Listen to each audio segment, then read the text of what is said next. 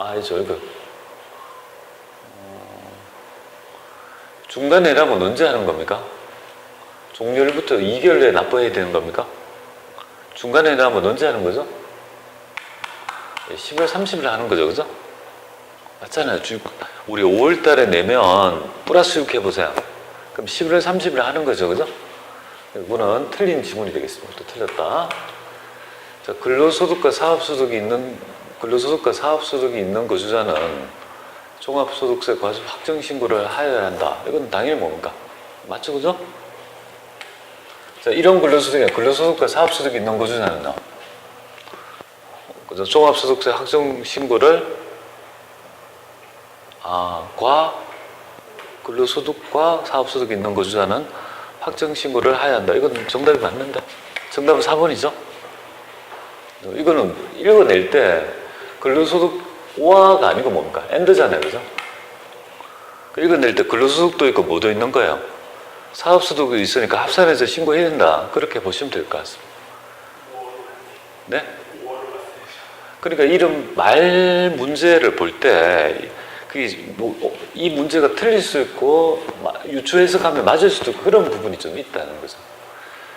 그래서 그렇게 좀 보시면 되겠습니다. 자, 그 다음에 종소에 대한 설명을 옳지 않은 거 이렇게 봅니다.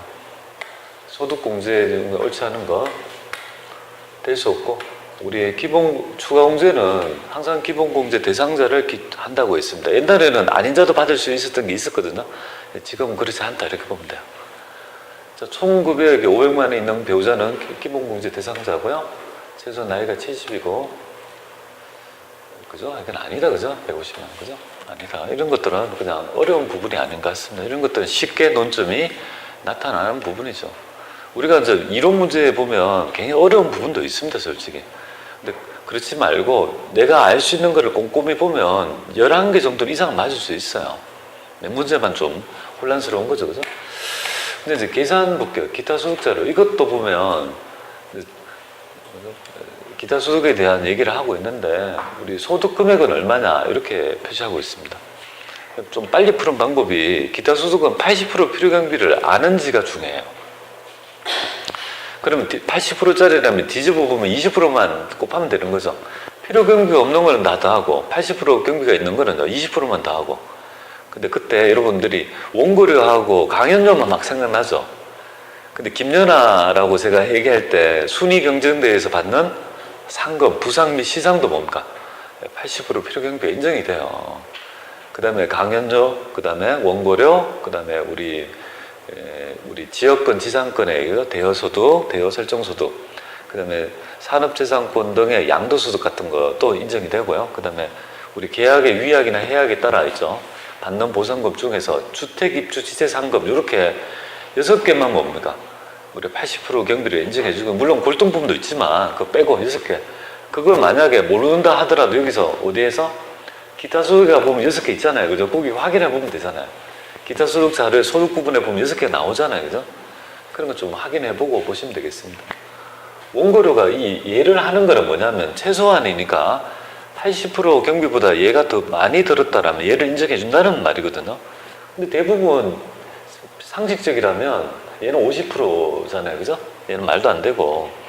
요걸 주는 이유는 거기에 있습니다. 근데 만약에 얘가 뭐 350이라면요. 얘를 해야 되겠죠. 왜냐면 20% 때려버리면 얼마입니까? 100만 원이고 20% 때리면, 그죠? 여기 20% 때리면 200만 원이고, 여기는요. 알 수는 없으니까 100만 원이고, 얘는 20%면요. 100만 원이 될 거 아니에요, 그죠? 이렇게 되겠죠? 왜 안 맞지? 이거 아니네. 80만 원이네. 20%는 80만 원. 이건 100만 원이고, 이거는 200만 원 이렇게 되는 거예요. 그럼 380 되겠죠, 그죠? 이렇게. 요거 두 개는 80% 경비가 인정이 되니까 20%만 때리면 되잖아요, 소득금. 요거는 그대로 다 필요 경비 없으니까, 그죠? 근데 문제가 어려워지려면 여기에서, 그죠? 350 이렇게 하면. 만약에 이 문제가 350이라면 어떻게 되겠습니까? 그러니까 필요 경비는 320만큼만 인정하잖아요, 그죠? 350이 크니까 얘를 인정한다는 거죠. 그렇게 해서 낼 수는 있지만, 뭐 그 정도까지는 심하게 낸 건 아닌 것 같습니다. 그런 것들도 한번 이 경비를 줄 때 그냥 나는 이 경비가 없다고 생각하지 말고 어떤 의미가 있는지를 한번 살펴보면 좀 좋을 것 같습니다. 마침 이 문제는 그냥 이렇게 할 수 있지만 이걸 가지고 건드리면 오답이 낼 수 있다는 거 말씀드려요. 그럼 13번에 볼게요. 이제 법인세에 관한 얘기인데요. 우리 신고 납부에 대한 설명을 옳지 않는 거 이렇게 되어 있습니다. 우리가 이제 사업 중간 예납사 예도가 자꾸 있는데요. 이제 우리 법인은 소득세는 영년주의니까 과세기간이 정해져 있습니다. 1월 1일부터 연도 말까지 12월 30일까지 정해져 있지만 우리 법인사업자는요.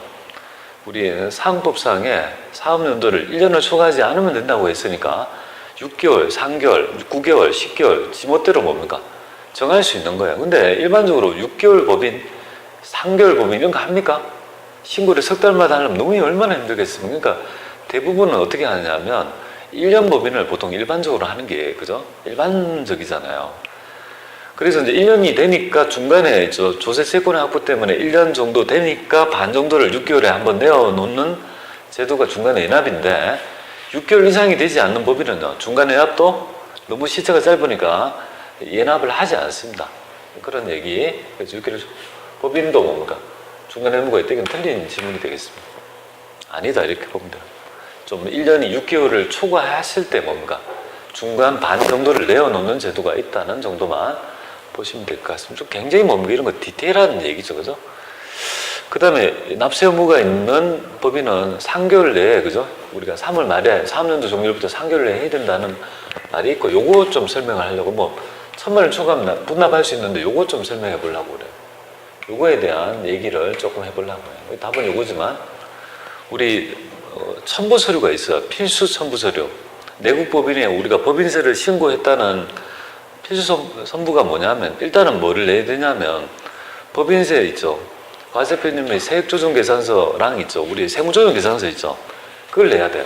그러니까 여기 그죠? 과세표님이 이걸 내야 된다 이거죠. 그러면 여기에서 딸려있는 식구들이 뭐 소득금액 조정 합계표랄지 이런 게 있겠죠. 그죠? 근데 재무제표를 뭐 내냐 이거죠. 재무제표.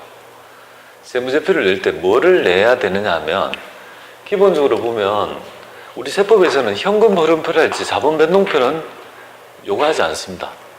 그래서 요거 세액조정계산서는 필수고요. 여기서 이제 여기 재무제표를 그죠? 필수 제출서류 중에서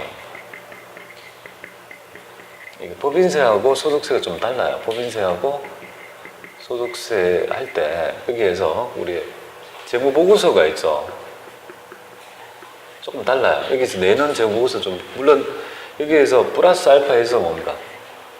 세무조정 서류 있죠. 세무조정 계산서는 필수적으로 내야 되는데 재무보고서 좀 틀려요. 여기 보면 FP하고 재무상태표하고요. IS는 똑같이 내야 돼요. 재무상태표하고 손익계산서는 똑같이 내야 돼요. 내야 되는데 우리 이제 법인세에서는요, 여기에서 재무제표가 아닌 것 중에서 뭐를 내냐면 이익여금 처분 계산서를 내야 돼요. 이익여금 처분 계산서가 필수 서류가 돼요. 되고 소득세는요, 필수 합계잔액 시산표가 돼요. 그게 이제 필수 서류가 된다라고 보면 되겠습니다. 알겠죠? 요거 꼭 좀 챙겨보시고요. 그럼 힌트가 있어요. 힌트가 뭐냐면 어떤 힌트가 있냐면 우리가 이제 필수 서류라고 할 수 있는 힌트가 여기 보시면 우리 법인조정에 가보시면 여기 보면 요약 재무제표에 뭐가 있습니까? 다른 건 없고 여기 이익여금 처분 계산서가 있죠. 요약 재무제표에. 요걸 내야 된다 이렇게 생각하면 되죠. 여기 힌트가 있잖아요. 그죠? 요거는 꼭 내야 된다.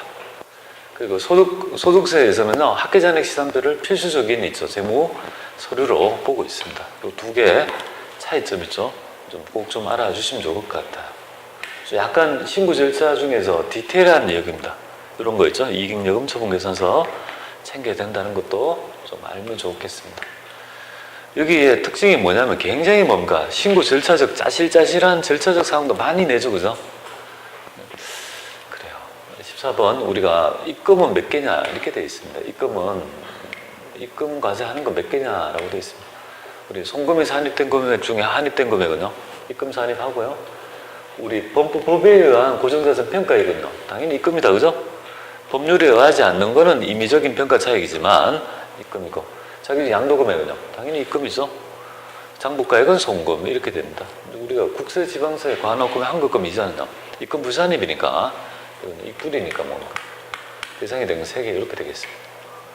예, 세무조정에 대한 우회적으로 물어보는 문제가 되겠습니다. 자, 15번 우리 각사소득을 한번 구해봐라 이렇게 되어 있습니다. 법인세법상 각사소득은 얼마냐 이렇게 되어 있습니다. 이걸 기초하죠, 그죠? 그래서 우리 비용으로 계상된 법인세는요, 손불하고 기타 사회주출을 처분합니다. 자, 세금과 공과에 이런 게 있더라, 그죠? 연세금이 있더라, 연세금. 우리 앞에 연세금은 계약 기반이니까 송금이죠, 그죠? 관계 있습니까? 세무조정 안 하죠, 그죠? 얘는 세무조정 하지 않습니다. 우리 영업의 수익에 수익 잡으면 안 되죠? 국세환급 가산금은 정책적으로 입금 불산입다. 그러면 요거 994만 원 이렇게 되나요? 9,940만 원 이렇게 되겠습니다. 정답은 2번이 되겠습니다. 이렇게 해서 여기에 있는 부분 좀 살펴봤습니다.